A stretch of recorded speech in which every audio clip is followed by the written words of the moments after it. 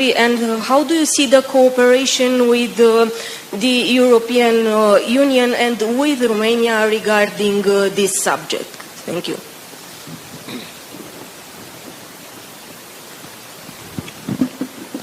Thank you very much. I think the subject of climate change is not about that country. It's not about a region. This is a global phenomenon that is threatening humanity. And in the context of Kenya, being part of the Horn of Africa, this is a region that has suffered 4 consecutive years of failed rains, resulting in loss of livestock. In our region, between about 5 countries, we have lost about 9.5 million heads of livestock. We've lost millions of wildlife. And of course, drought has decimated many communities' livelihoods. And as a result, we've had to feed, for example, in Kenya, 4.3 million people who are affected by drought. So the effects of climate change are real. We are living the effects of climate change every day. And that is why Kenya has taken the position to champion climate action, mobilizing our continent.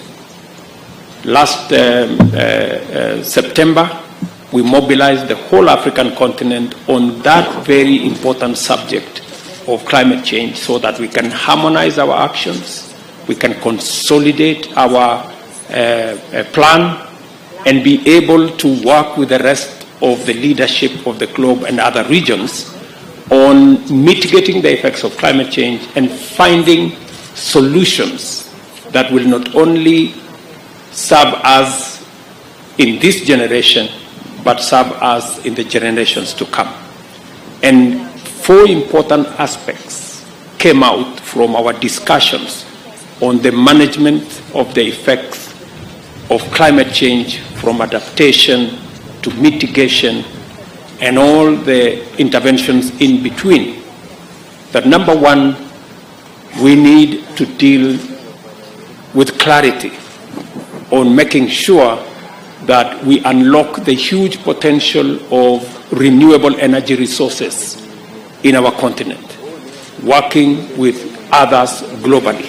That way, we will stop the perilous journey towards hydrocarbons, and that we need to reverse the speed and the escalation of exploitation of hydrocarbons, and in its place unlock the huge potential of renewable energy in Africa, not just for African use, to access energy to the close to 1 billion people in our continent who have no access to energy or clean cooking energy, or the 600 million people who have no access at all to energy, but also to use the renewable assets we have, geothermal, hydro, wind, solar, that we have in abundance. We have close to 40%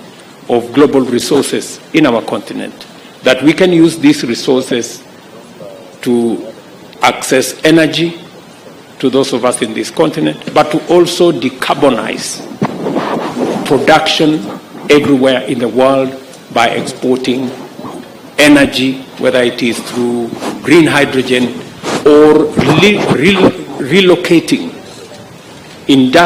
green industrial facilities, whether it is bauxite, whether it is steel, or any other manufacturing, relocating to the African continent, using African resources, using African renewable energy, using African minerals to create an industrial and manufacturing hub that is powered by green energy in our continent. And secondly, to look at opportunities for financing.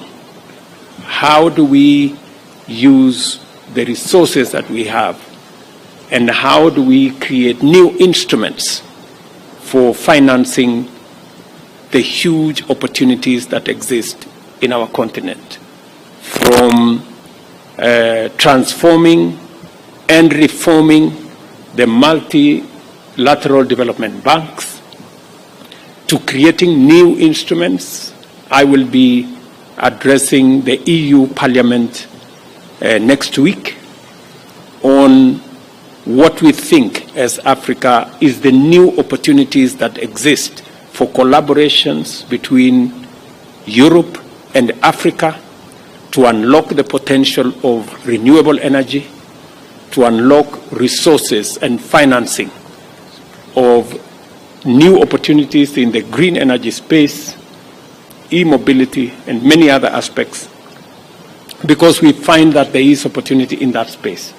So much as climate change is a threat to humanity, but also there is a silver lining that there are opportunities that we can unlock in renewable energy, in alternative mechanisms of financing that we can use to unlock the potential that exists in Kenya and in Africa for the benefit of Kenyans, for the benefit of Africans, and for the benefit of humanity globally as we make these resources available for use by everybody. And that is why it is also important that Europe has finally concluded the discussions with Kenya, and the Economic Partnership Agreement will be signed, as I said, in December. That will now consolidate our position and provide new opportunities for Kenyan enterprises, for Kenyan business people, for our agricultural products, for all our farmers to find markets in Europe in a way that gives us sustainability. So that is the scope, both climate change as a threat, but also the opportunities that come with the effects of climate change and how mitigation and adaptation can give us new opportunities for investment and for trade.